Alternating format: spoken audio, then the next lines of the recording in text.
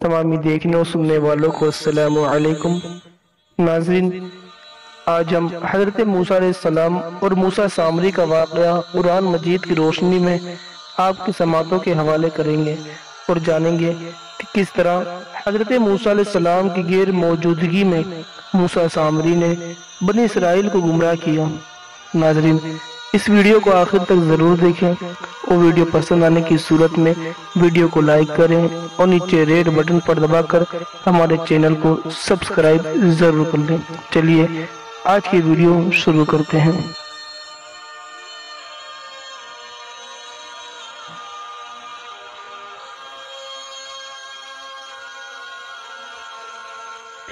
فرعون کی ہلاکت کے بعد بنی اسرائیل اس کے پنجے سے آزاد ہو کر ایمان لے آئے اور حضرت موسیٰ علیہ السلام کو خداوند قدوس کا یہ حکم ہوا کہ وہ 40 راتوں کا کوہ طور پر اعتکاف کرے۔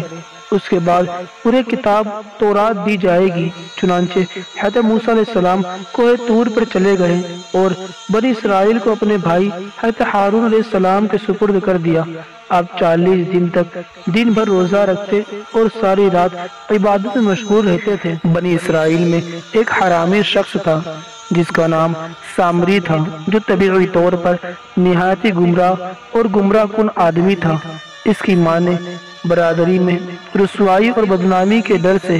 اس کو پیدا ہوتے ہی پہاڑ کی ایک غار میں چھوڑ دیا تھا اور حضرت جبریل علیہ السلام نے اس کو اپنی انگلی سے دودھ پلا کر بڑا کیا تھا۔ اس لیے یہ حضرت جبریل علیہ السلام کو پہچانتا تھا۔ اس کا پورا نام موسیٰ سامری ہے اور حضرت موسیٰ علیہ السلام کا نام بھی موسیٰ ہے۔ موسیٰ سامری کو حضرت جبریل علیہ السلام نے پالا تھا اور حضرت موسیٰ کی پرورش فرعون کے گھر ہوئی تھی، مگر خدا کے شان کہ فرعون کے گھر پرورش پانے والے حضرت موسیٰ علیہ السلام تو خدا کے رسول ہوئے اور حضرت جبریل علیہ السلام کا پالا ہوا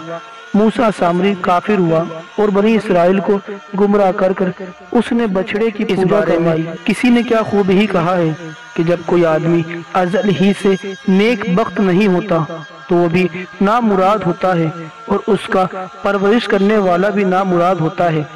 دیکھ لو، موسیٰ سامری جو حضرت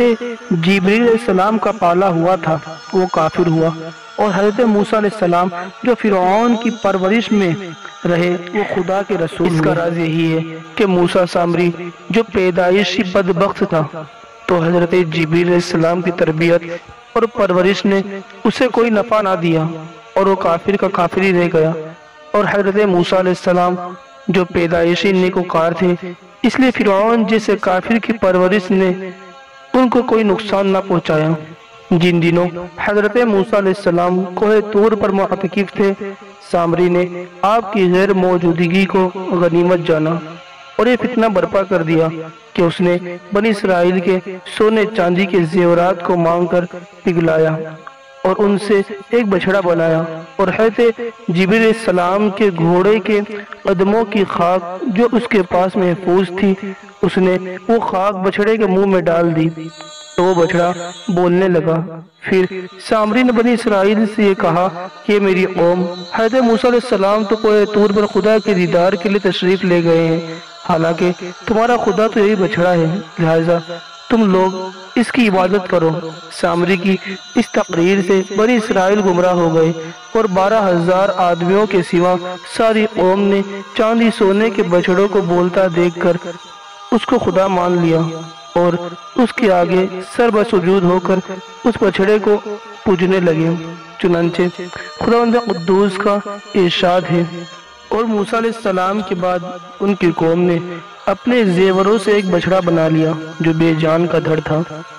اور ایک گائے کی طرح بولتا تھا۔ جب 40 دنوں کے بعد حضرت موسیٰ علیہ السلام خدا سے ہم کلام ہو کر اور تورات شریف ساتھ لے کر بستی میں تشریف لے آئے اور قوم کو بچڑا پوچھتے ہوئے دیکھا تو آپ پر بے حد غضب و جلال طاری ہو گیا۔ آپ نے جوش غضب میں تورات شریف کو زمین پر ڈال دیا اور اپنے بھائی حضرت ہارون علیہ السلام کی داڑھی اور سر کے بالوں کو پکڑ کر گھسیٹنا اور مارنا شروع کر دیا اور فرمانے لگے کہ کیوں کر تم نے ان لوگوں کو اس کام سے نہیں روکا۔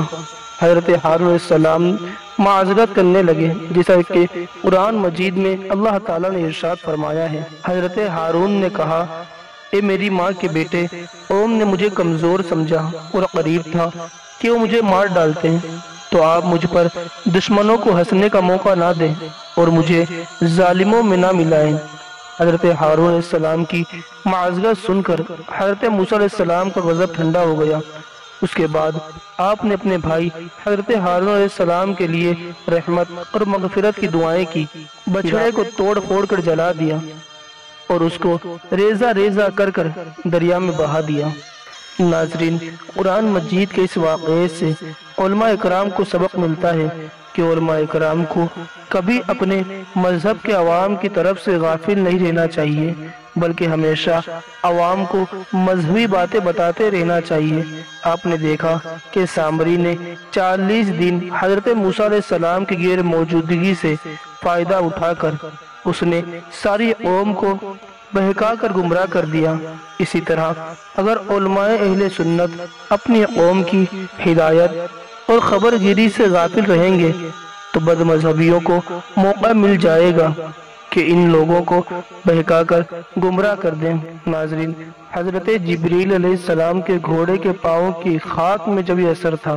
کہ بچھڑے کے منہ میں ڈالتے ہی بچھڑا بولنے لگا، تو اس سے معلوم ہوا کہ اللہ والوں کے قدموں کے نیچے کی خاک میں بہت ہی خیر و برکت کے اثرات ہوا کرتے ہیں۔ تو ناظرین، یہ خاک کی بات ہے، تو جس خاک کے نیچے وہ آرام فرما رہے ہیں تو اس قبر کی مٹی کا کیا عالم ہوگا، اور جب قبر کی مٹی کا یہ عالم ہے تو سوچئے اندر آرام کرنے والوں کی شان و عظمت کا کیا ہی کہنا۔ ناظرین، آج کی ویڈیو آپ کو کیسی لگی ہمیں کمنٹ پہ اپنی رائے ضرور دیں، اور ویڈیو اچھی لگی ہو تو ویڈیو کو لائک کریں اور نیچے ریڈ بٹن پر دبا کر ہمارے چینل کو سبسکرائب ضرور کر لیں۔ انشاءاللہ تعالیٰ پھر ملیں گے ایک نئی ویڈیو کے ساتھ، تب تک کے لیے اللہ حافظ، فی امان اللہ۔